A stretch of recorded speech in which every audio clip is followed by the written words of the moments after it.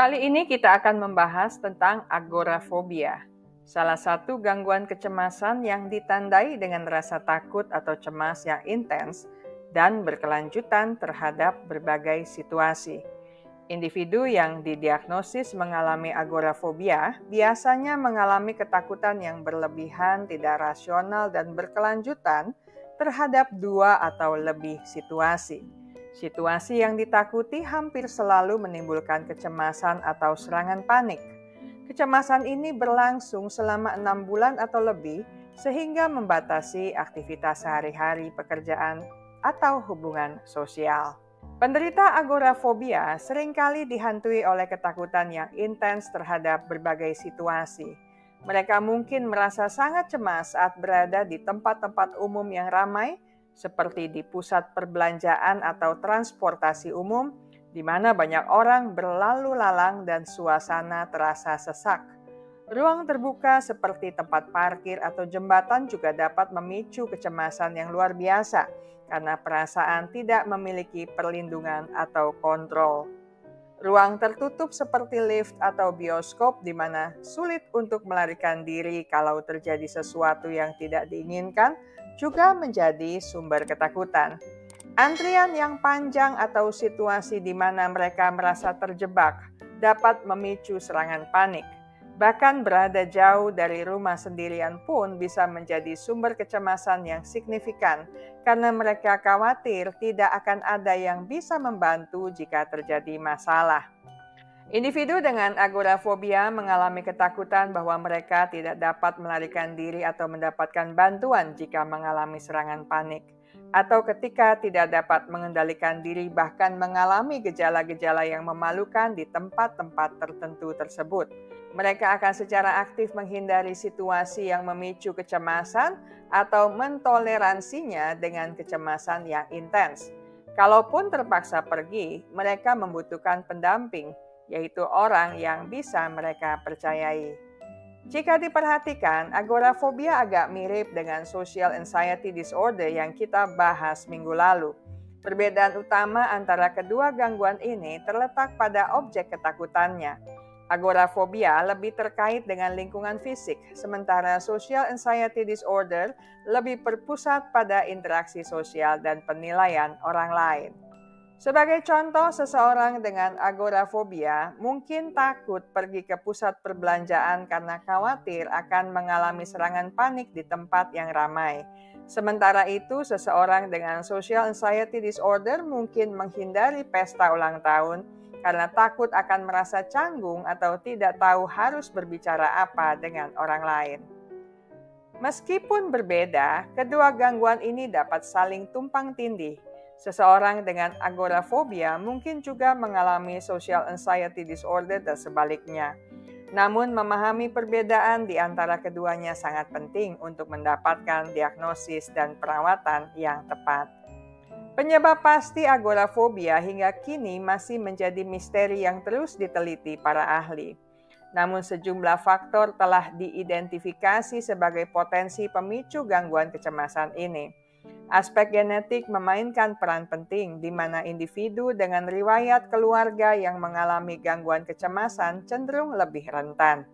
Faktor biologis juga turut berkontribusi, seperti ketidakseimbangan zat kimia otak atau neurotransmitter yang mengatur suasana hati dan emosi. Pengalaman traumatis di masa lalu seperti serangan panik yang tidak terduga atau peristiwa hidup yang sangat menegangkan dapat menjadi pemicu utama. Selain itu, gaya kepribadian yang cenderung lebih cemas atau perfeksionis juga dapat meningkatkan risiko.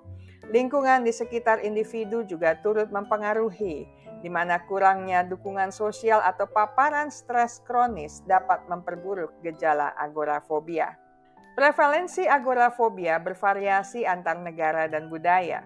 Diperkirakan sekitar 1-2% populasi dewasa mengalami agorafobia sepanjang hidup mereka.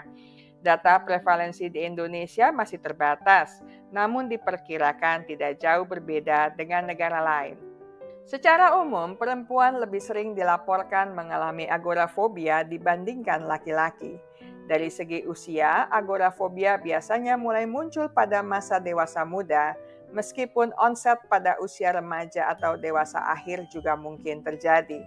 Namun penting untuk dicatat bahwa agorafobia dapat muncul pada usia berapapun.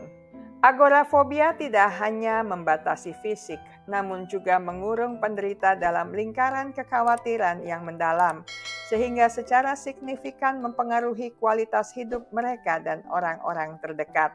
Penderita seringkali mengalami isolasi sosial yang mendalam, merasa terjebak dalam rumah atau lingkungan yang terbatas. Ketakutan yang intens untuk keluar dan berinteraksi dengan orang lain dapat menghambat kemampuan mereka untuk bekerja atau bersekolah, bahkan untuk menjalankan aktivitas sehari-hari yang paling sederhana sekalipun. Akibatnya, mereka mungkin mengalami penurunan kualitas hidup secara keseluruhan, merasa kehilangan kendali atas hidup mereka, dan mengalami depresi atau kecemasan yang berkepanjangan. Dampak agorafobia tidak hanya dirasakan oleh penderita, namun juga oleh orang-orang di sekitarnya. Keluarga dan teman seringkali merasa terbebani secara emosional karena harus menghadapi kesedihan dan frustrasi penderita. Kesulitan dalam memahami kondisi penderita yang kompleks dan tidak terlihat ini dapat menimbulkan kesalahpahaman dan konflik dalam hubungan. Dinamika keluarga pun dapat berubah secara signifikan karena anggota keluarga lainnya mungkin harus menyesuaikan diri dengan keterbatasan aktivitas penderita. Penanggulangan agorafobia membutuhkan pendekatan yang menyeluruh dan disesuaikan dengan kebutuhan individu. Salah satu metode yang paling efektif adalah terapi perilaku kognitif. Dalam CBT, terapis akan membantu penderita mengidentifikasi dan mengubah pola pikir negatif yang memicu kecemasan. Mereka juga akan dilatih dalam teknik relaksasi dan cara menghadapi situasi yang menakutkan secara bertahap. Selain CBT, terapi kelompok juga dapat memberikan dukungan emosional dan kesempatan untuk berbagi pengalaman dengan orang lain yang memiliki kondisi serupa. Terapi keluarga juga dapat membantu melibatkan keluarga dalam proses pemulihan.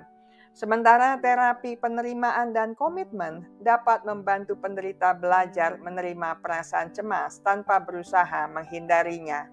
Medikasi juga sering digunakan sebagai bagian dari rencana pengobatan agorafobia. Obat-obatan antidepresan dan anti-ansietas dapat membantu mengurangi gejala fisik dan emosional yang terkait dengan kecemasan. Namun penting untuk diingat bahwa obat-obatan ini biasanya digunakan sebagai pelengkap terapi, bukan sebagai pengobatan tunggal. Dukungan dari keluarga, teman, dan kelompok pendukung dapat memberikan kekuatan dan motivasi bagi penderita untuk menghadapi tantangan. Mereka dapat membantu menciptakan lingkungan yang aman dan mendukung, serta memberikan dorongan untuk terus berusaha mengatasi agorafobia. Orang-orang di sekitar penderita agorafobia memiliki peran yang sangat penting dalam proses pemulihan. Salah satu yang terpenting yang dapat dilakukan adalah memahami dan mendukung perasaan serta kesulitan yang dialami penderita. Mereka dapat mencoba menempatkan diri pada posisi penderita, menghindari tindakan meremehkan ketakutan yang dirasakan oleh penderita. Para pendukung dapat mendorong penderita mencari bantuan profesional seperti psikolog atau psikiater dan menjelaskan kepada mereka bahwa bantuan profesional dapat memberikan alat dan strategi yang efektif untuk mengatasi agorafobia. Sabar dan empati juga sangat penting. Menghindari tindakan memaksa penderita untuk melakukan hal-hal yang membuat mereka takut atau tidak nyaman harus diperhatikan. Demikian juga dengan menjaga komunikasi yang terbuka dengan penderita. Bicarakan tentang perasaan harapan dan kekhawatiran secara jujur dan terbuka. Dan dengarkan dengan penuh perhatian apa yang ingin mereka sampaikan. Hindari tindakan menyalahkan atau menghakimi penderita atas perasaan dan perilaku mereka. Ingat bahwa agorafobia adalah masalah kesehatan mental yang serius dan membutuhkan dukungan dari orang-orang terdekat. Saya selesai sampai di sini. Kita akan bertemu lagi di minggu mendatang dengan topik menarik lainnya. Terima kasih untuk kesetiaan Anda bersama channel Bahas Psikologi. Ingat baik-baik, kesehatan mental Anda sangat berharga. Jagalah, pertahankanlah dengan sekuat tenaga.